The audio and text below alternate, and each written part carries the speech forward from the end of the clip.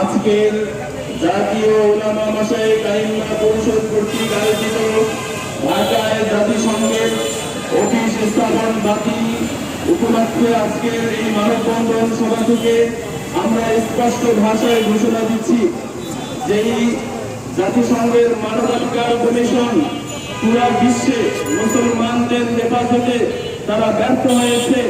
আমরা দেখেছি আজকে আমাদের ফিলিস্তিনি মা বোনরা ভাইয়েরা তারা খাবারের জন্য দাঁড়িয়ে থাকে, তারা মানবাধিকার নামে তারা সেখানে গুলি চালায়, আমাদের মা বোনদেরকে হত্যা করে, শিশুদেরকে হত্যা করে, সেখানে মানবাধিকার লঙ্ঘন হচ্ছে।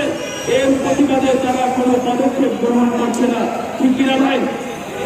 তো আমাদের এই মুসলমান দেশে যেখানে আমাদের জন্য কোরআনই মানবাধিকার প্রতিষ্ঠার জন্য যথেষ্ট, আমরা আমাদের দেশে কোন মানবাধিকার সংস্থার অফিস স্থাপন হতে দিব না ইনশাআল্লাহ।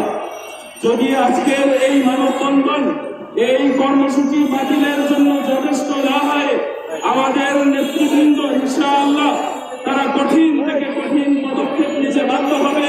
ইনশাআল্লাহ আমরা সর্বাত্মক সেই কর্মসূচি বাস্তবায়নের জন্য চেষ্টা করব। এ বলে আমি আমার বক্তব্য শেষ করছি।